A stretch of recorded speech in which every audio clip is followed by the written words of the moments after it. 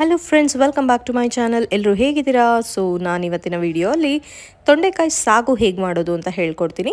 Regular ತೊಂಡೆಕಾಯಿ ಪಲ್ಯ ಮಾಡ್ಕೊಂಡಿರೋರು ಒಂದು ಸತಿ ಈ ಸಾಗುನ ಟ್ರೈ ಮಾಡಿದ್ರೆ ಪ್ರತಿ ಸತಿ ಇದನ್ನೇ ಮಾಡ್ತೀರಾ, I guarantee you. So let's begin. First ನಾನಿಲ್ಲಿ ಒಂದು 2 ರಿಂದ 3 ದೊಡ್ಡ ಸ್ಪೂನಷ್ಟು ಎಣ್ಣೆನ ತೊಗೊಂಡಿದ್ದೀನಿ. ಎಣ್ಣೆ ಸ್ವಲ್ಪ ಜಾಸ್ತಿ ತೊಗೊಂಡಿದ್ದೀನಿ. ಎಣ್ಣೆ ಕಾದ್ಮೇಲೆ ಅದಕ್ಕೆ ಒಗ್ಗರಣೆಗೆ ಸಾಸಿವೆ, ಜೀರಿಗೆ ಮತ್ತು ಈರುಳ್ಳಿ, ಹಸಿಮೆಣಸಿನ್ಕಾಯಿ, ಕರಿಬೇವನ್ನ ಇಲ್ಲಿ ಸೇರಿಸ್ಕೊಂಡಿದ್ದೀನಿ. ಸೊ ಈರುಳ್ಳಿ ಎಲ್ಲ ಒಂದು ಸ್ವಲ್ಪ ಟ್ರಾನ್ಸ್ಪರೆಂಟ್ ಬರೋವರೆಗೂ ನೀಟಾಗಿ ಹುರ್ಕೋತಾ ಇದ್ದೀನಿ. ಅದಾದ ನಂತರ ಇದಕ್ಕೆ ಒಂದು ಈರುಳ್ಳಿ ಹಾಕಿದರೆ ಒಂದು 4 ರಿಂದ 5 ಟೊಮೆಟೊನ ತೊಗೋಬೇಕು. ನಾನು ಸಣ್ಣದು ಒಂದು 6 ಟೊಮೆಟೊನ ತೊಗೊಂಡಿದ್ದೀನಿ. ಟೊಮೆಟೊ ಇಲ್ಲಿ ನಾನು ಹೈಬ್ರಿಡ್ ಟೊಮೆಟೊನ ತೊಗೊಂಡಿದ್ದೀನಿ, ಉದ್ದುದ್ದ ಇರುತ್ತಲ್ಲ ಆ ಟೊಮೆಟೊನ ತೊಗೊಂಡಿದ್ದೀನಿ. ಅದು ಹಾಕೋದ್ರಿಂದ ಹುಳಿ ಬರೋದಿಲ್ಲ, ಸ್ವಲ್ಪ ಮೈಲ್ಡ್ ಸ್ವೀಟ್ನೆಸ್ ಇರುತ್ತೆ, ತುಂಬ ಚೆನ್ನಾಗಿರುತ್ತೆ ಫ್ಲೇವರ್. ಈಗ ಇದಕ್ಕೆ ಹಚ್ಚಿಟ್ಕೊಂಡಿರ್ತಕ್ಕಂತಹ ತೊಂಡೆಕಾಯಿನ ಹಾಕೋತಾ ಇದ್ದೀನಿ. ನಾನು ತೊಂಡೆಕಾಯಿ ಸುಮಾರು ಒಂದು 300 ಗ್ರಾಮಷ್ಟು ತೊಗೊಂಡಿದ್ದೀನಿ. ಕ್ವಾಂಟಿಟಿ ತುಂಬ ಜಾಸ್ತಿ ಇದೆ. ಆ್ಯಂಡ್ ಹಾಗೆ ತೊಂಡೆಕಾಯಿನ ಹಾಗೆ ಬಾಣಲಿಲಿ ಮಾಡಿಕೊಂಡ್ರೆ ಬೇಗ ಬೇಯೋದಿಲ್ಲ, ತುಂಬ ಟೈಮ್ ತೊಗೊಳುತ್ತೆ. ಆ್ಯಂಡ್ ಎಷ್ಟು ಬೇಯಿಸಿದ್ರೂ ಅದೊಂದು ಕ್ರಂಚಿನೆಸ್ ಇರುತ್ತೆ. ಹಾಗಾಗಿ ನಾನಿಲ್ಲಿ ಕುಕ್ಕರಲ್ಲಿ ಮಾಡ್ಕೊತಿದ್ದೀನಿ. ಸೊ ಅದು ಬೇಯೋದಕ್ಕೆ ಪ್ಲೇಟ್ ಮುಚ್ಚಿಟ್ಟಿದ್ದೀನಿ. ಈಗ ಮಿಕ್ಸಿಗೆ ಮಸಾಲ ಮಾಡ್ಕೊಂಬಿಡೋಣ ಬನ್ನಿ.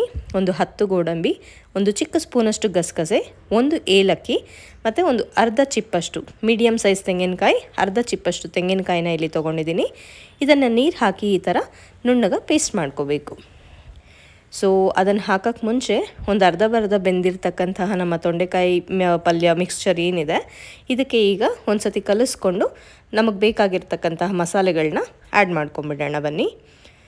ಸೊ ಫಸ್ಟು ನಾನಿಲ್ಲಿ ಒಂದು ಚಿಕ್ಕ ಚಮಚ ಅಷ್ಟು ಅರಿಶಿನ ಹಾಕ್ಕೊಂಡಿದ್ದೀನಿ, 1 ಸ್ಪೂನಷ್ಟು ಧನಿಯಾ, ಒಂದು 2 ಸ್ಪೂನಷ್ಟು ಅಚ್ಚ ಖಾರದ ಪುಡಿ ಮತ್ತು ರುಚಿಗೆ ತಕ್ಕಷ್ಟು ಉಪ್ಪನ್ನು ಸೇರಿಸ್ಕೊಂಡಿದ್ದೀನಿ.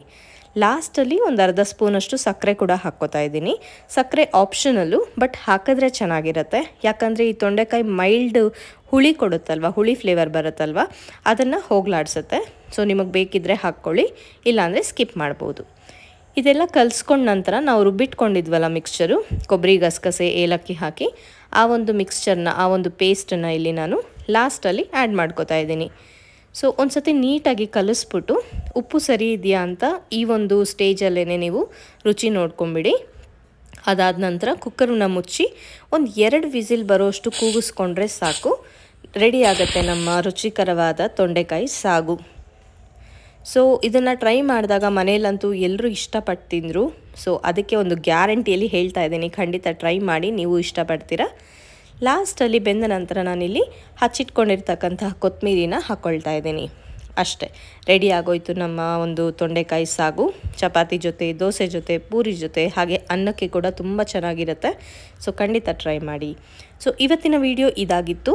ನಿಮಗೆ ಈ ವಿಡಿಯೋ ಇಷ್ಟ ಆಗಿದೆ ಅಂತ ಅನ್ಕೋತೀನಿ.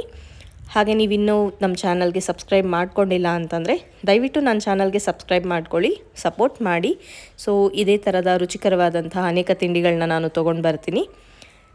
Thank you so much for watching. You all have a great day.